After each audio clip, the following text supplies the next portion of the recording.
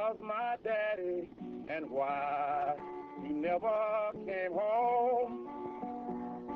She looked and said, with a hung down head, he had those long chains on. 100 years ago, here in Great Barrington, Massachusetts, William Edward Burghardt Du Bois was born. Dr. Du Bois was a brilliant writer and one of the principal founders of the NAACP, intellectual leader of and spirited fighter for his people for over half a century. W.E.B. Du Bois was the greatest historian philosopher Afro-America has produced. This park in the town where he was born was dedicated as a memorial to him on October 18, 1969. When the stranger left, I asked my mother, who was the man with the long chains on? Yes, I did. Who was the man with the long chains on?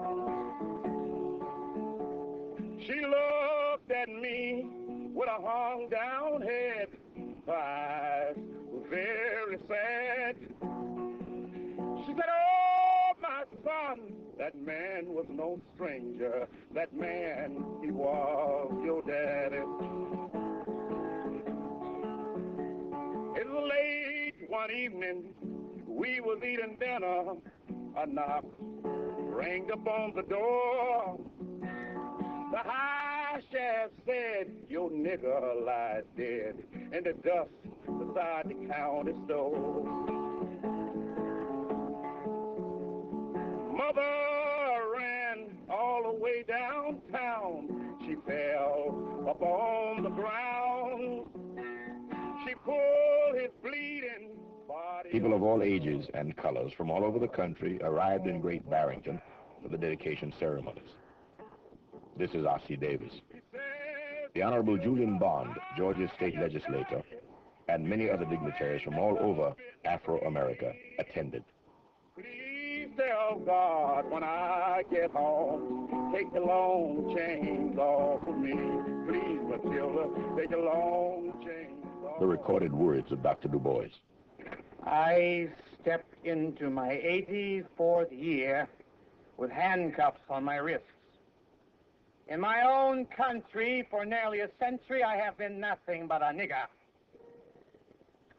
Within the stable order of things, there appears little need to remind the black man of his place. He is already in it. The thing that excites me most about this great man at this moment is his prophetic relevance to the question being raised in our educational institutions around the whole idea of black studies. The man who did the most profound thinking on this subject in relationship to colleges and universities, who wrote books about it, who instituted under his own aegis black studies in the North and in the South, was none other than Dr. Du Bois himself. And he would be justifiably happy to see the young people in our country taking his ideas and his thoughts and insisting that the educational establishment begin at once to put into practice his ideas and precepts about the necessity of colleges and universities relating to the problems of our communities. That is what the struggle for black studies is all about, and Dr. Du Bois would have understood it and embraced it and done all he could to further it. Everywhere I look, it's midnight. Everywhere I look, there was down the street a mule train rumble. No one cares which way it goes. Better we should start all over. Make more sense to start all over. Better we should start all over and make us a whole new world. The idea for the creation of a memorial to Dr. Du Bois came from within the Great Barrington community itself. A black man, Dr. Gordon, and a white man, Walter Wilson, are co-founders of Du Bois Memorial Park. Kind of thoughter, mentor, leader. Suppose if I were a religious person, I'd think of him as coming close to being a kind of deity. And I suspect he plays that role for a number of black people. So that the idea of locating his childhood home and acquiring it and preserving it and seeing that it is appropriately marked just seems to be the natural thing to do. So that I wouldn't be able to identify the thing that made me do it, just like I don't identify the thing that makes me eat breakfast. Yes, I felt that this property should be available if the community or the nation can make use of it and get it tied up. That is as far as my original idea went. The Honorable Julian Bond of the Georgia State Legislature.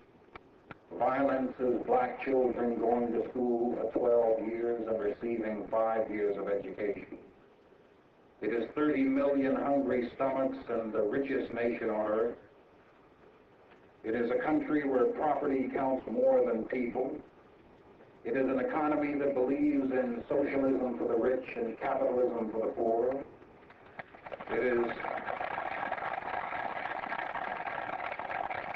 is a nation which can spend $900 per second to enslave the Vietnamese, but only $77 a year per person to feed the hungry people at home.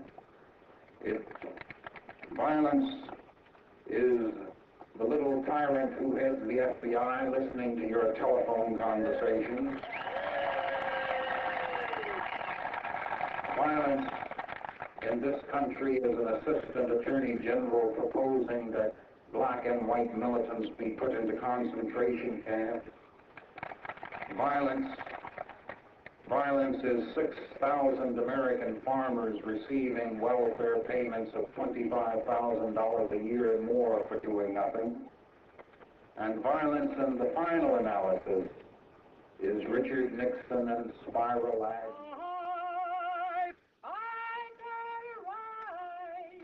We've all got a right. That's what W.E.B. Du Bois was talking about and fighting for. It's what we're talking about and fighting for today. His works are becoming standard reference text for black studies programs in universities and learning centers across the country. Dr. Du Bois died in self-imposed exile in Ghana at the age of 95. Since his death just 7 years ago, more copies of his works have been sold than during his entire lifetime. But you come out there, we all got a right